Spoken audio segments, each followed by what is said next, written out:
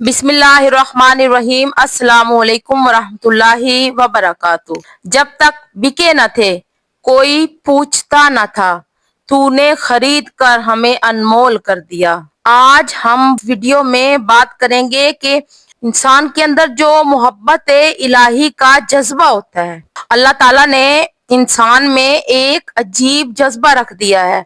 वो जज्बा अगर आ जाए ना तो इंसान की कमजोरी को इसकी कुव्वत में बदल देता है, इंसान के जहल को इसके इल्म में बदल देता है, इंसान की कोताही को इसकी खूबियों में तब्दील कर देता है, जिसकी वजह से वो जन्नत का हकदार बन जाता है। इस जज्बे का नाम मोहब्बत इलाही है। ये मोहब्बत इलाही का जज्बा इंसान के लिए ऐसा है जैसे किसी पौधे के लिए पानी होता है। पानी ना मिले तो सरसब्ज पौधे के फूल और पत्तियां मुरझा कर जमीन पर गिर जाती हैं, और अगर इस मुरझाए हुए पौधे को पानी दे दें तो वो फिर से खिल उठता है। इंसान के अंदर मोहब्बत इलाही के जज्बे की मिसाल भी यही है कि जिस इंसान में मोहब्बत इलाही का जज्बा बेदार हो जाए, इसकी सफ़ात खिलना शुरू हो जाती है और इसमें ईमान की खुशबू आने लगती है, और खुशबू माहौल को महका कर रख देती है। बसा औकात इंसान अकल को सामने रखकर ना जिंदगी गुजारता है, और बसा औकात इश्क के जज्बे को सामने रखकर जिंदगी गुजारता है। लेकिन याद रखें कि इंसान की अकल तो अय्यार है, अकल अय्यार है, सो भेस बना लेती है। इश्क बेचारा ना मिला है, ना वाअज ना खतीब। जिस बंदे में इश्क इलाही का जज्बा हो ना, अल्लाह रब्बुल इज्जत के यहाँ इसकी बड़ी कदर कीमत है। अगर अकल के जोर पर इबादत करेंगे ना तो इबादत तो लिखी जाएगी, मगर ये बुनियाद कमजोर होगी। जैसा कि अकल को तनकीद से फुर्सत नहीं, इश्क पर आमाल की बुनियाद रख। अकल खड़ी देख रही होती है और इश्क इन मामलात से गुजर जाता है, इन मंजिलों को अबूर कर लेता है। अकल की परवाज वहां तक नहीं पहुंचती जहां इश्क के परों से इंसान पहुंचता है। यही इश्क इलाही वाली नेमत ही है जिसके हसूल के लिए हमें पूरी जिंदगी अता की गई है। इसीलिए अगर इंसान अल्लाह रब्बुल इज्जत से मांगे तो अल्लाह रब्बुल इज्जत को ही मांगे, इसकी मोहब्बत मांगे, इसका इश्क मांगे। आज अल्लाह ताला से माल मांगने वाले बहुत हैं, कारोबार मांगने वाले बहुत हैं, घर बार मांगने वाले बहुत हैं, लेकिन अल्लाह से अल्लाह को मांगने वाले बहुत थोड़े हैं, बहुत थोड़े हैं जो इसलिए हाथ उठाते होंगे कि मैं तुझसे तेरी रजा चाहता हूँ, मैं तेरी मोहब्बत मांगता हूँ। मेरी प्यारी बहनों और भाइयों, किसी ने घर बार मांगा, कारोबार मांगा, बीवी बच्चे मांगे या पूरी दुनिया मांग ली, तो यकीन कीजिए कि इसने कुछ ना मांगा। और अगर अल्लाह का इश्क मांगा तो सब कुछ मांग लिया। सुभान अल्लाह, क्योंकि ये सब कुछ इश्क इलाही के सामने कुछ भी नहीं है, क्योंकि ये सब चीजें आरजी हैं और ये इश्क इलाही के सामने कुछ भी नहीं है। इसलिए इसको तमन्ना बनाकर मांगिए कि रब करीम, हम तेरा ऐसा इश्क चाहते हैं कि जिसकी वजह से हमारी रग रग और रेशे रेशे से गुनाहों का खोट निकल जाए। हजरत राबिया बसरिया रहमतुल्लाह अलैह के बारे में आया है कि एक दफा तहज्जुद के बाद ये दुआ मांगी, ए अल्लाह, सूरज गुरूब हो चुका है, रात आ गई है, आसमान पर सितारे चमकने लग गए हैं, दुनिया के बादशाहों ने अपने दरवाजे बंद कर लिए, तेरा दरवाजा अब भी खुला है, इसलिए तेरे सामने दामन फैलाती हूँ। सच है कि अल्लाह ताला से मांगने का मजा भी वही लोग जानते थे। सुभान अल्लाह। अल्लाह ताला ने हजरत दाऊद अलैहिस्सलाम से फरमाया, मेरे इन बंदों से कह दो कि झूठा है वो शख्स जो मुझसे मोहब्बत का दावा करे और रात आ जाए तो सो जाए। क्या हर आशिक अपने महबूब के साथ तन्हाई नहीं चाहता? ये जो मेरी मोहब्बत के दावे करते हैं ना, इन्हें चाहिए था کہ میرے سامنے سربجود ہوتے اور راز و نیاز کی باتیں کرتے۔ نبی اکرم صلی اللہ علیہ وآلہ وسلم کو اللہ رب العزت سے کیسی شدید محبت تھی۔ سیدہ عائشہ رضی اللہ تعالیٰ عنہ فرماتی ہیں کہ جب اذان کی اللہ اکبر ہوتی تو نبی کریم صلی اللہ علیہ وآلہ وسلم مجھے پہچاننا چھوڑ دیتے تھے۔ میں کئی مرتبہ سامنے آتی تو آپ صلی اللہ علیہ وآلہ وسلم پوچھتے تم کون ہو؟ میں کہتی عائشہ۔ پوچھتے عائشہ کون؟ میں کہتی ابو بکر رضی اللہ تعالیٰ عنہ کی بیٹی ہوں۔ پوچھتے ابو بکر کون؟ میں اس وقت پہچان لیتی کہ اب ایک نام دل میں اتنا غالب آ چکا ہے کہ دنیا میں کسی اور کو یہ نہیں پہچانیں گے۔ اب آپ کو ایک ملکہ کا واقعہ بتاتی ہوں کہ اس کو اللہ تعالیٰ کے ساتھ کس قدر محبت تھی۔ اس کا نام حضرت آسیہ رضی اللہ تعالیٰ عنہ تھا۔ وقت کے بادشاہ فرعون کی بیوی تھی۔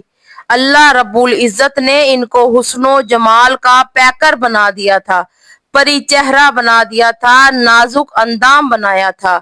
اس لیے فرعون ان سے عشق کرتا تھا اور ان کے نخرے اٹھاتا تھا۔ ہر قسم کی سہولت اور آسائش موجود تھی۔ جو چاہتی کپڑے پہنتی، جیسے چاہتی گھر کو سجاتی، جیسے چاہتی آسائش کا کھانا کھاتی۔ بیسیوں نوکرانیاں ان کی خدمت کے لیے ہر وقت موجود رہتی تھی۔ جب وہ آنکھ اٹھا کر دیکھتی تو نوکرانیاں بھاگ پڑتی، کوئی کام نہیں کرتی تھی، سارا دن شاہی محل میں حکم چلاتی رہتی تھی، غرض ہر لحاظ سے آسودگی کی زندگی گزار رہی تھی۔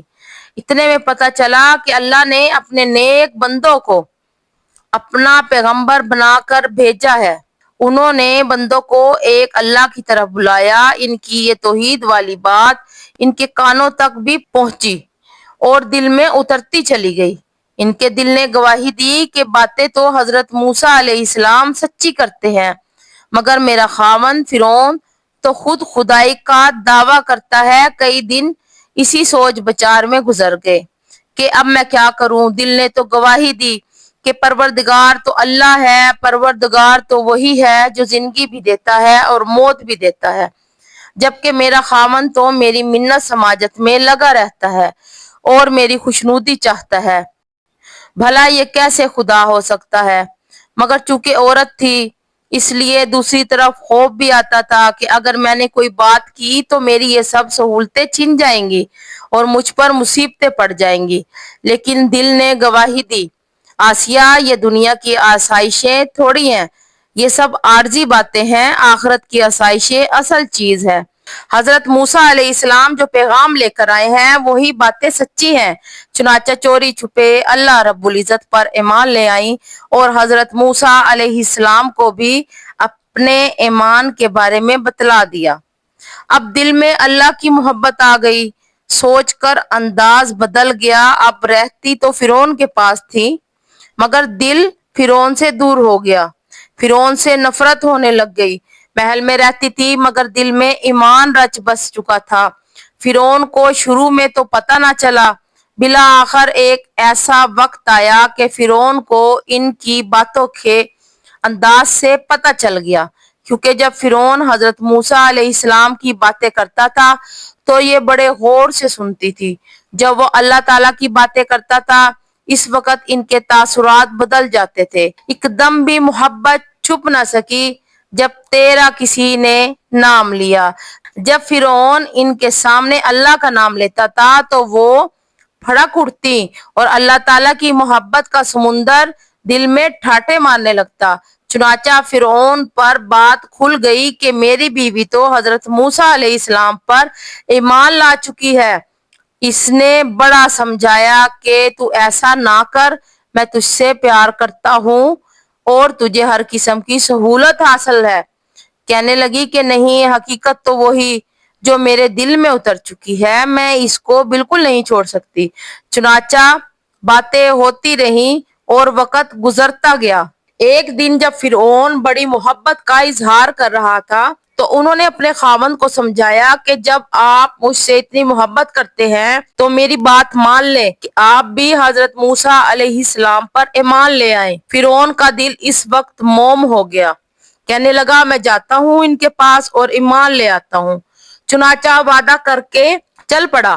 ابھی راستے میں ہی تھا کہ اسے حامان مل گیا، وہ اس کا وزیر تھا، برا مشیر تھا۔ فرعون نے کہا کہ میں نے دل میں ارادہ کر لیا ہے کہ میں موسیٰ علیہ السلام کے پروردگار پر ایمان لے آؤں۔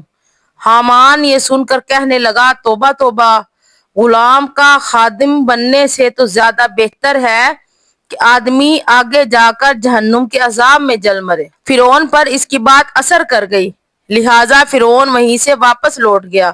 کہنے لگا ہاں میں غلام کا غلام نہیں بن سکتا، چنانچہ ایمان لانے سے انکار کر دیا۔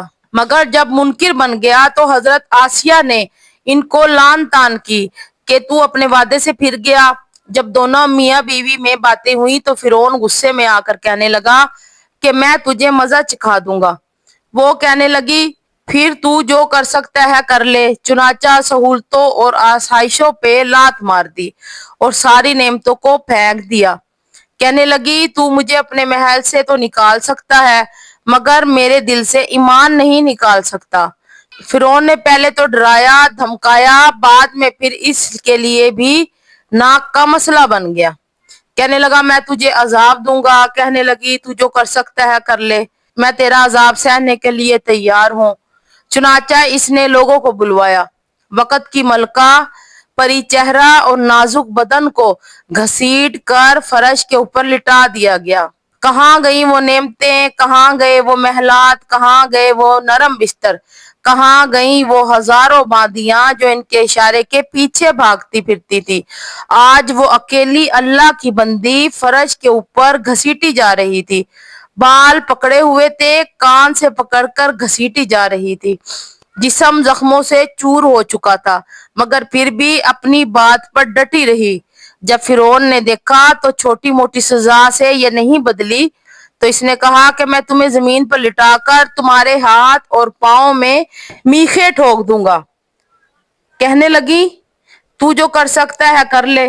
چنانچہ ان کو لٹا دیا گیا اور ان کے ہاتھ کو زمین کے اوپر رکھ کر درمیان میں لوہے کی بڑی میخ ٹھونک دی گئی۔ تکلیف ہو رہی تھی مگر جانتی تھی کہ یہ تکلیف اللہ کے خاطر ہے۔ پھر دوسرے ہاتھ کو اسی طرح زمین پر رکھ کر میخ ٹھونک دی گئی، پھر پاؤں میں اسی طرح زمین پر رکھ کر میخیں ٹھونکی گئی۔ فرعون نے کہا تمہارے جسم کے کپڑے اتار لوں گا اور پھر تمہاری کھال کو اتار دوں گا۔ کہنے لگی تم جو کر سکتے ہو کر لو مگر میں اپنے ایمان سے باز نہیں آؤں گی۔ چنانچہ جیتے جاگتے ان کے جسم سے کھال اتارنا شروع کر دی گئی۔ ذرا سوچئے تو صحیح، آج بکرے کی کھال اتاری جا رہی ہو تو نرم دل کا آدمی اس کو بھی دیکھ کر پریشان ہو رہا ہوتا ہے۔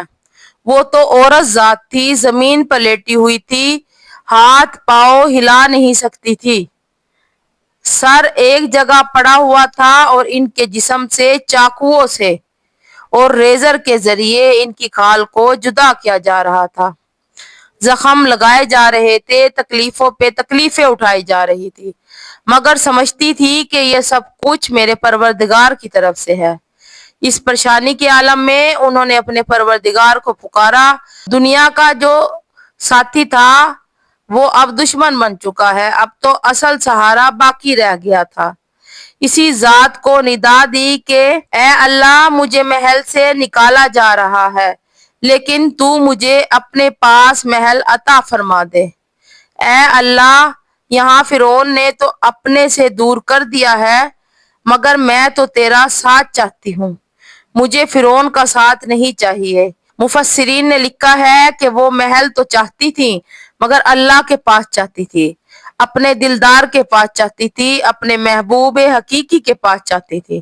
اور پھر کہا ہے اور مجھے فرعون سے اور اس کے عملوں سے نجات عطا فرما۔ کتنی ذہین تھی کہ یہ نہ کہا کہ اے اللہ مجھے فرعون سے نجات دینا، کیونکہ اگر فرعون سے نجات مل بھی جاتی تو کسی اور کے پاس چلی جاتی اور وہ بھی فرعون کی مانند ہوتا، اس لیے دو دعائیں مانگی۔ سبحان اللہ، کیسی کامل دعا مانگی۔ میری بہنوں اور بھائیوں، عشق الہی نہ ہونے کی وجہ سے ہمارے اعمال میں جان نہیں ہے۔ وہ جو انسان کے اندر عشق الہی کا جذبہ ہوتا تھا، جس کی وجہ سے انسان زندہ ہوتا تھا، آج وہ نہیں ہے۔ ایک وقت تھا یہ سینے کا دل عشق الہی سے انگارے کی طرح گرم ہوا کرتا تھا، اور آج تو جلے ہوئے کوئلے کی طرح بالکل ٹھنڈا ہوا پڑا ہے۔ آج کا مسلمان راکھ کا ڈھیر بن گیا ہے۔ سینے میں محبت الہی کے وہ انگارے نہیں جل رہے جو اس کے سینے کو گرما رہے ہوں، جو اسے کبھی نمازوں میں کھڑا کر رہے ہوں، جو اسے اپنے محبوب سے ملاقاتوں پر مجبور کر رہے ہوں۔ اللہ تعالیٰ سے دعا ہے کہ وہ میرا سنانا اور آپ کا سننا بارگاہ الہی میں قبول و منظور فرمائے۔ اگر آپ کو میری یہ ویڈیو اچھی لگی ہو تو پلیز میرے چینل کو سبسکرائب اور ویڈیو کو لائک ضرور کر دیجیے گا۔ السلام علیکم ورحمۃ اللہ۔